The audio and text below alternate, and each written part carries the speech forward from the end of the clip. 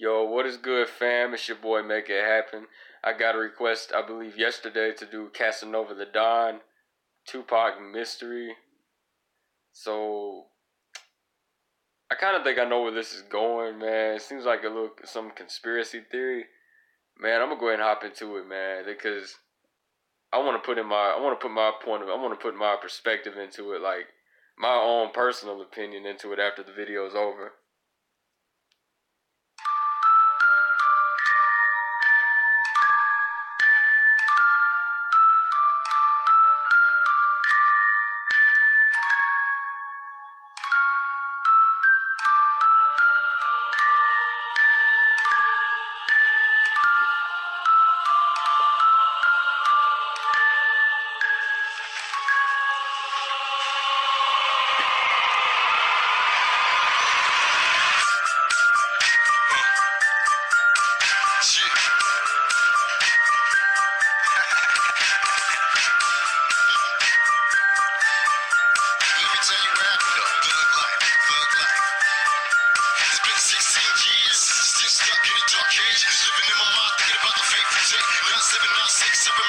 Yesterday, I got a lot to say. You can make a thug, make it cry. How the media said that I died, but I'm still breathing. Who do you believe it? Everything that you said was a lie. You see, listen, we was in Vegas, getting faded in the city of sin. I had a bad feeling that night after the fight at the MGM. Can you feel me? We left the telly on the way to the club. These hoes pulled up right beside us. My adversary steady cutting on my chest. Squeezing bullets on my name on my chest. I heard gunshots. See, that was a good reenactment in that movie. I heard I watched the movie and I heard a lot of people say that it was trash. You know what I'm saying? Like what do you call it? Like there was a bunch of anachronisms and stuff like that, and some of the stuff that happened in the movie didn't really happen in real life, and there was a lot of stuff left out of the movie. But other than that, man, I'm peeping the lyrics, man. He's basically saying it's been 16 years since he died. He's talking about the day he got shot, the night he got shot over at the MGM. Suge was with him and all that shit. Y'all, man, I really don't know. I said I was gonna hold off to the end of the video, man. But y'all, I really don't know what to make of this shit, man. I've heard so many theories of what happened to this man. Like one in particular that I believe the most is the one that he went to Cuba, because I know about his it wasn't really. I don't think Asada Shakur was related to Pac. I think Asada Shakur. I read her autobiography, so I can tell y'all that she gave Afeni Shakur her name. That's where the name Afeni Shakur came from, and Afeni Shakur is actually mentioned in her book that was made way back in. It was made in like '86 or '87 or something like that when she was in Cuba, but all the stories go all the way back to like 1960 something, 68, 69, 70, 71, all the way up to like 1973 when she was first arrested, I believe. And she escaped prison in 79, went to Cuba. And a lot of people say that's what Tupac did, which, it could possibly be, man. Like, I really don't know. They said when he got shot, he was getting up off the table and everything, trying to, find somebody, like they said I think he was trying to check himself out of the hospital like he did the first time. So, they were saying he was up and he was responsive. He was even saying fuck you to the cops and all that shit. And then they said the bullet wound, the picture of him, that famous picture you see like with the bullet wounds and all that stuff, like his assumed dead body, the tattoos didn't match up, the bullet wounds didn't match up. It didn't look like him.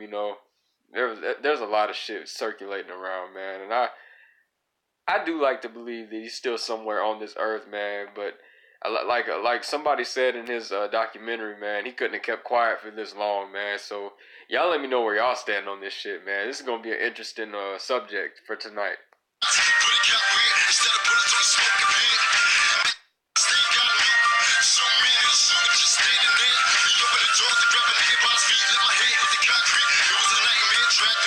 Scars on my back, looking at the white Cadillac. Before the black pack over my head, I couldn't believe what I happened to see. A nigga who looked just like me in the passenger seat. But it can't be me, sitting there next to Suge. I made 4 shots and it can't be good. correct me if I'm wrong, the white Cadillac was supposedly, what's my man's name? Orlando Anderson, I believe, who was found guilty supposedly. But, you know, I didn't really look too far into it, man. But I've just been hearing a lot of stuff, reading a lot of stuff, so. Next thing I know, a bump to the head.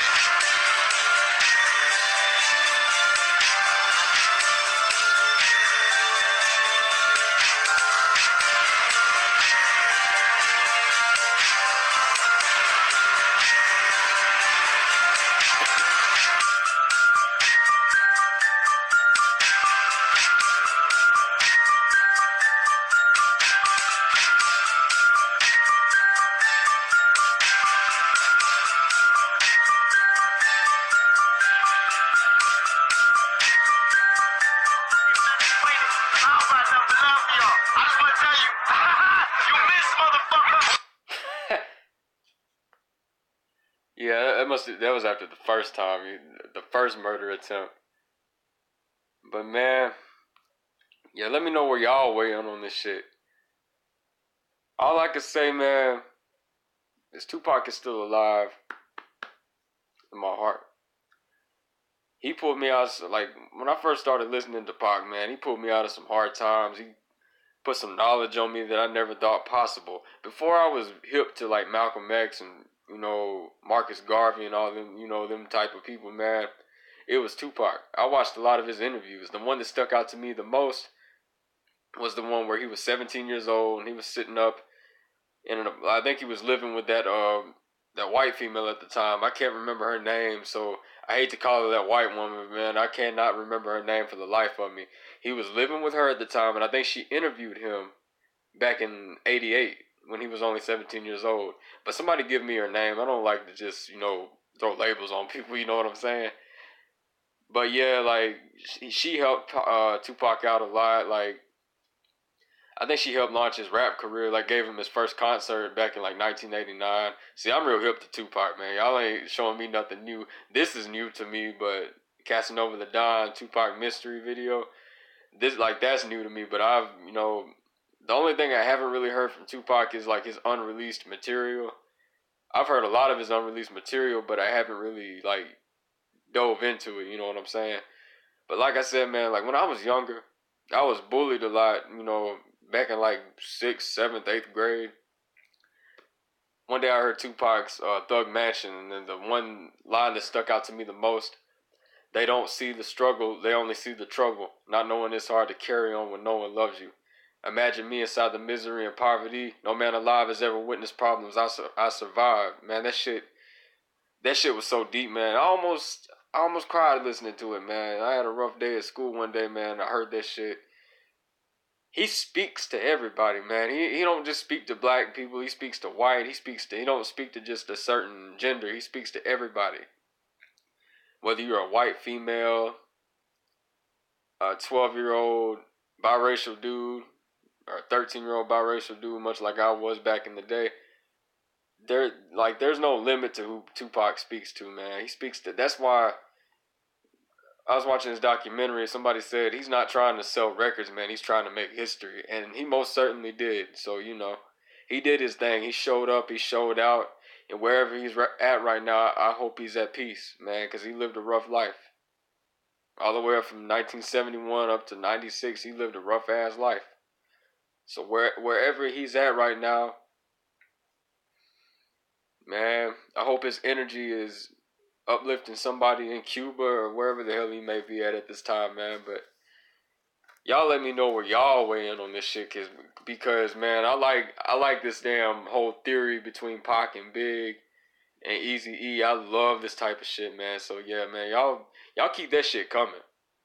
But I'm gonna get off here for right now, man. I'm gonna actually no. I'm gonna tell you what. I'm gonna go check out part 2 of this shit, man. But peace, love. I'm out.